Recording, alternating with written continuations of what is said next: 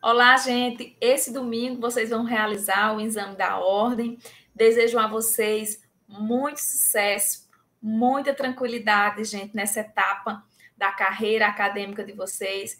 Tenho certeza que vocês vão obter êxito. Estou na torcida por vocês. E hoje a gente vai conversar um pouco sobre algumas questões que caíram nos últimos exames da ordem, né? Questões de direito civil, especialmente de direito das coisas e de direito das famílias. E vamos começar com uma questão que entrelaça esses dois ramos do direito civil, né? O direito das coisas e o direito da família. Joel e Simone se casaram em regime de comunhão total de bens em 2010. Em 2015, depois de vários períodos conturbados, Joel abandonou a primeira e única residência de 150 metros quadrados em área urbana, que o casal havia adquirido mediante pagamento à vista, com recursos próprios de ambos, e não dá qualquer notícia sobre seu paradeiro ou intenções futuras. Em 2018, após Simone ter iniciado um relacionamento com Roberto, Joel reaparece subitamente, notificando sua ex-mulher, que não é proprietária nem possuidora de outro imóvel, de que deseja retornar sua parte do bem. Eis que não admitiria que ela passasse a morar com Roberto no apartamento que ele e ela haviam comprado juntos. Sobre a hipótese narrada, assinale a afirmativa correta. Então, gente, observem que essa questão, o seu enunciado já traz diversos elementos, inclusive elementos para confundir vocês. Né? Primeira questão, gente, que é importante vocês observarem e lembrarem que, independente do regime de bens, ocorrendo a prescrição aquisitiva, certo? A prescrição aquisitiva para uso capião, né, de bens imóveis urbanos de até 250 metros quadrados, né, na situação, na hipótese, né, de aplicar a uso capião por abandono de lar, a prescrição aquisitiva ocorre com 2 anos, certo? Observe que o abandono do lar por parte de Joel ocorreu em 2015, né? Para 2018 já ocorreu aí a prescrição aquisitiva, certo? Então, o enunciado traz à tona o regime de bens apenas, né, para confundir vocês, porque independente do regime de bens, certo? Se aplicaria a uso capião por abandono de lar nessa situação, né? Porque faz 2 anos da posse exclusiva de Simone sobre o imóvel se encontra localizado na área urbana, o imóvel tem 150 metros quadrados, o exigido é até 250 metros quadrados, e Simone não é proprietária nem possuidora, como a questão apresenta, de outro imóvel urbano ou rural, certo? Sobre a hipótese narrada, assinale a afirmativa correta. A alternativa A. Apesar de ser possuidora de boa-fé, Simone pode se considerar proprietária da totalidade do imóvel, tendo em vista a efetivação da usucapião extraordinária. Lembre-se que o requisito da usucapião extraordinária é não haver, né, uma posse de boa-fé, né, e justo título. Então, a usucapião extraordinária dispensa, né, a boa-fé e o justo título, independe da boa-fé e do justo título, certo? O lapso temporal é de 15 anos, nesse caso não se teria ainda adquirido os 15 anos, e também para aplicar a usucapião extraordinária, quando se trata de bens imóveis, certo? Não é necessário o imóvel ter apenas 250 metros, não. Ok, gente? Alternativa B, uma vez que a permanência de Simone no imóvel é decorrente de um negócio jurídico realizado entre ela e Joel, é correto indicar um desdobramento da posse no caso narrado. Lembrem-se que desdobramento de posse é quando mais de uma pessoa exerce a posse sobre a mesma coisa em patamares jurídicos distintos, né? O exemplo é do proprietário, né, e do proprietário possuidor indireto e, né, do locatário. Esse proprietário loca esse imóvel, né? Então, do locatário, que é o possuidor direto, né? Então, a gente tem aí uma posse direta e uma posse indireta, né? É nessa situação que nós denominamos de desdobramento de posse. Alternativa C, como Joel deixou o imóvel há mais de 2 anos, Simone pode alegar uso capião da fração do imóvel originalmente pertencente ao ex-cônjuge. E a alternativa D, a hipótese de uso capião é impossível diante de condomínio e o imóvel entre Joel e Simone, eis que ambos são proprietários. Então, a alternativa correta é a alternativa C, né? Como Joel deixou o imóvel há mais de 2 anos, Simone pode alegar uso capião da fração do imóvel originalmente pertencente ao ex-cônjuge. Artigo 1240. Aquele que exercer por 2 anos, ininterruptamente e sem oposição, posse direta com exclusividade, como é o caso de Simone, sobre o imóvel urbano de até 250 metros quadrados, cuja propriedade dividida com ex-cônjuge ou ex-companheiro, aplica-se também ao capião por abandono de lar, no caso de união estável, certo? Que a ex-cônjuge ou ex-companheiro que abandonou o lar, utilizando para sua moradia ou de sua família, adquirir-lhe-á o domínio integral, desde que não seja proprietário de outro imóvel urbano ou rural. Lembre-se que, de acordo com o parágrafo 1º, o direito previsto no CAP não será reconhecido ao mesmo possuidor mais de uma vez, certo? Então, presente todos os requisitos para uso capião por abandono de lar, né, Simone terá o direito, né, de usucapiar esse bem, vivendo feliz até o dia que a felicidade perdurar com Roberto, certo, gente? Neste imóvel. Outra questão versa sobre o princípio da solidariedade, certo? E o dever de pagar pensão alimentícia por parte de irmãos. Salomão, solteiro, sem filhos, 65 anos, é filho de Lídia e Célio, que faleceram recentemente e eram divorciados. Ele é irmão de Bernardo, 35 anos, médico, bem-sucedido, filho único do segundo casamento de Lídia. Salomão, por circunstâncias sociais, não mantinha contato com Bernardo. Em razão de uma deficiência física, Salomão exerceu a atividade laborativa e sempre morou com o pai Célio até o falecimento deste. Com frequência, seu primo Marcos, comerciante e grande amigo, o visita. Com base no caso apresentado, assinale a opção que indica quem tem a obrigação de pagar alimento a Salomão. Alternativa A, Marcos é obrigado a pagar alimento a Salomão, no caso de necessidade deste. B, por ser irmão unilateral, Bernardo não deve, em hipótese alguma, alimentos a Salomão. Alternativa C, Bernardo, no caso de necessidade de Salomão, deve arcar com os alimentos. E a alternativa D, Bernardo e Marcos deverão dividir alimentos entre ambos de forma igualitária. Nessa situação, né, e com base no princípio da solidariedade também, né, a alternativa correta é a alternativa C. Bernardo, no caso de necessidade de Salomão, deve arcar com os alimentos. O artigo 1694 vai dizer que os parentes, os cônjuges ou os companheiros podem pedir uns aos outros os alimentos que necessitem para viver de modo compatível com a sua condição social, inclusive para atender às necessidades de sua educação. Na questão narrada, né, o parente mais próximo de Salomão é Bernardo, né? Salomão não tem companheiro, não tem cônjuge, né? Salomão não pode requerer pensão alimentícia aos seus pais e aos seus filhos, com base no artigo 1696, né? O direito à prestação de alimentos é recíproco entre pais e filhos e extensivo a todos os ascendentes, recaindo a obrigação nos mais próximos em grau, uns em falta de outros.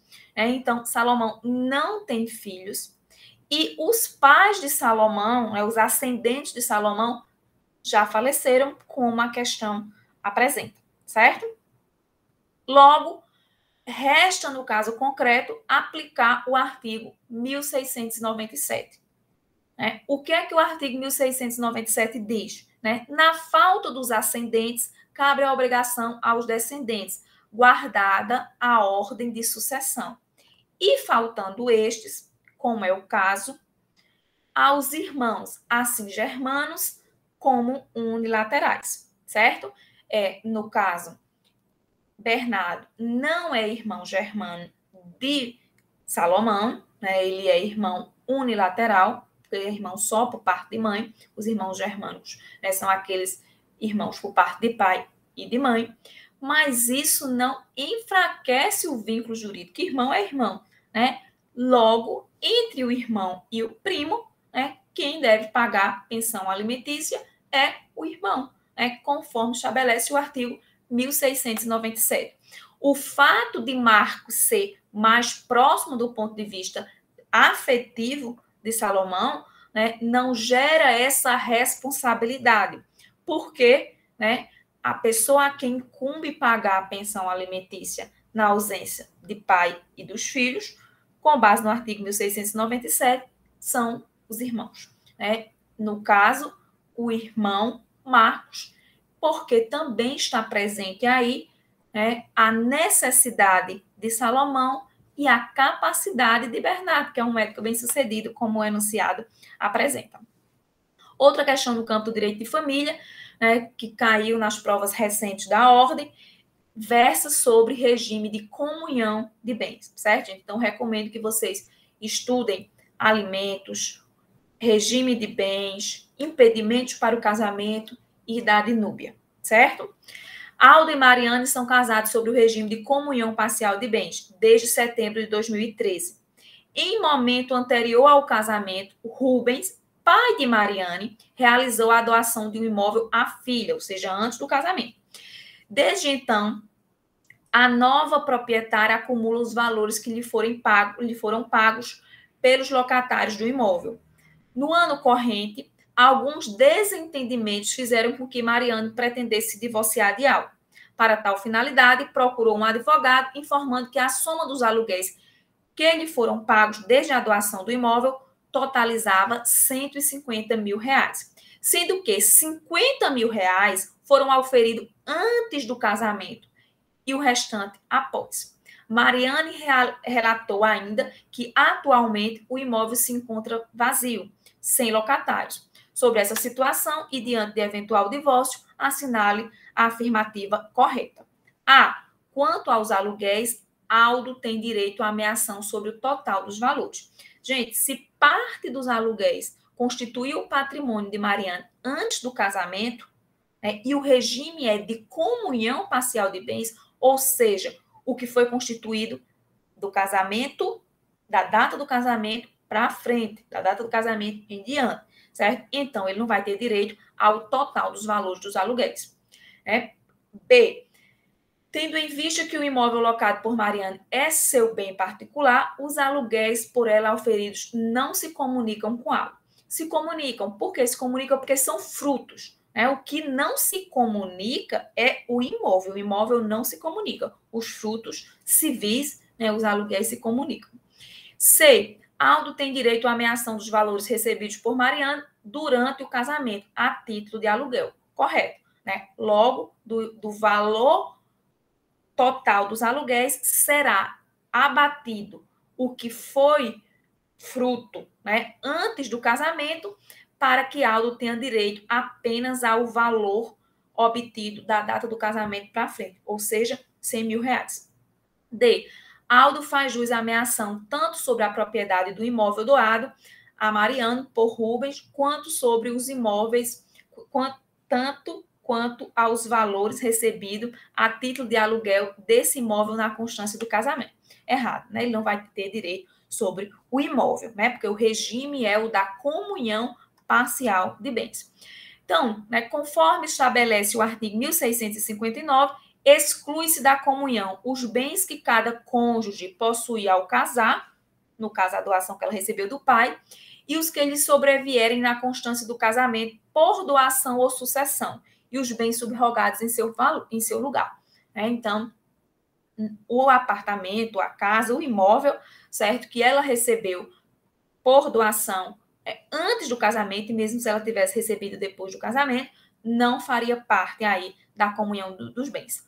Porém, de acordo com o artigo 1660, entram na comunhão os frutos dos bens comuns, o imóvel não era bem comuns, ou o dos particulares de cada cônjuge percebido na constância do casamento, ou pendentes na época, né, no tempo de cessar aí essa comunhão, certo? Então, Aldo fará jus, certo? A 100 mil aí, que foi o que foi arrecadado, né, na constância do matrimônio, certo?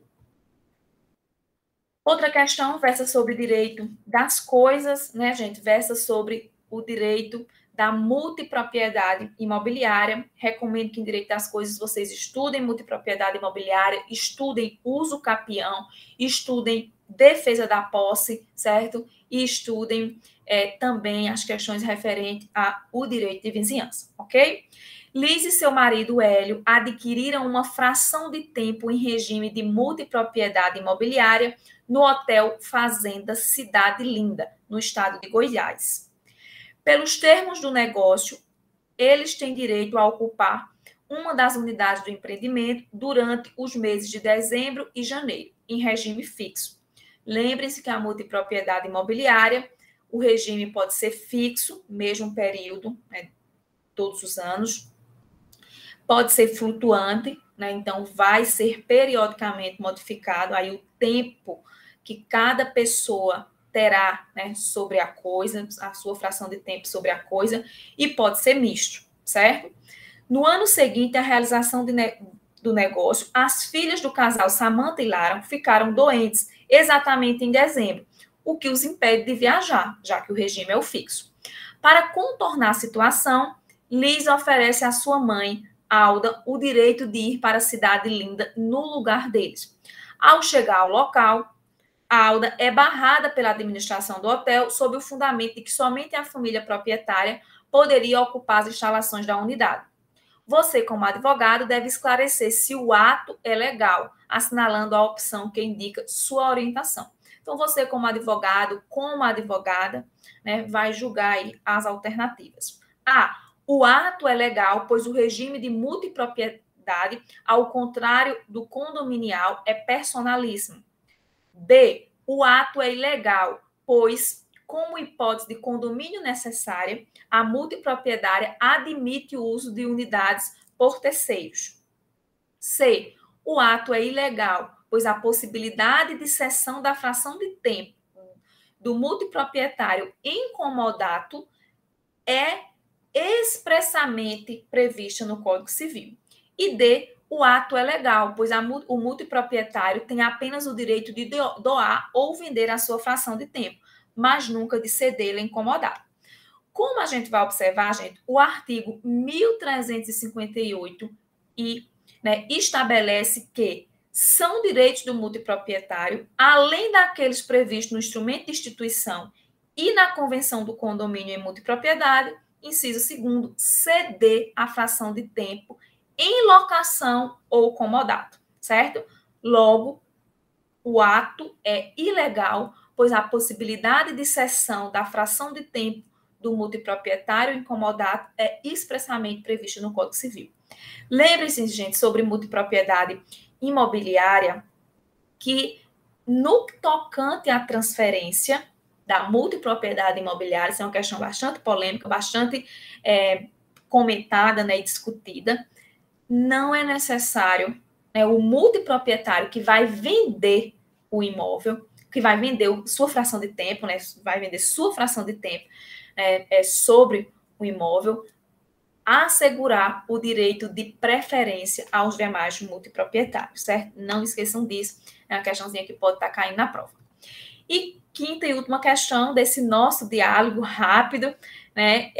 Gustavo procura você como advogado ou advogada, visando ao ajuizamento de uma ação em face de João para a defesa da posse de um imóvel localizado em Minas Gerais. Na defesa dos interesses do seu cliente, quanto à ação possessória a ser proposta, assinale a afirmativa correta. A. Não é lícito cumular o pedido possessório com condenação em perdas e danos a Gustavo. dada a especialidade do procedimento. Questão errada, né, gente? Tanto deve-se pedir condenação por perdas e danos, como também ressarcimento pelos frutos, né? Não esqueçam disso. A alternativa B. Na pendência da ação possessória proposta por Gustavo, não é possível nem a ele, nem a João, propor ação de reconhecimento de domínio, salvo em face de terceira pessoa. Alternativa correta. Se está discutindo posse, não discute propriedade. Lembrem-se disso. Alternativa C. Se a proposta de ação de manutenção de posse por Gustavo for um esbulho, o juiz não pode receber a ação de manutenção de posse como reintegração de posse, por falta de interesse de adequação. Questão errada com base no princípio da fungibilidade, né, gente? Se a narrativa, a base, né, os autos, as provas, né, apontam que a ação proposta, se desejava propor, era de reintegração de posse, com base no princípio da fungibilidade, o juiz o receberá. E a alternativa D, caso se entenda possuidor do imóvel e pretenda defender sua posse, o meio adequado a ser utilizado por João é a reconvenção em face de Gustavo. Então, a alternativa correta é a alternativa B. Na pendência da ação possessória proposta por Gustavo, não é possível nem a ele, nem a João propor ação de reconhecimento de domínio, salvo em face de terceiro, com base no artigo 557 do CPC, não é do Código Civil não, certo, gente? Do CPC. Na pendência de ações possessórias, é vedado tanto ao autor quanto ao réu propor ação de reconhecimento do domínio, exceto se a pretensão for deduzida em face de terceira pessoa. Pronto, gente, espero que tenha contribuído aí, né, para vocês darem uma revisada. Um abraço grande, gente, na torcida por vocês. E na segunda-feira descansem e na terça nos dê aí um retorno, né, de como foi essa prova. Um abraço e a gente se vê.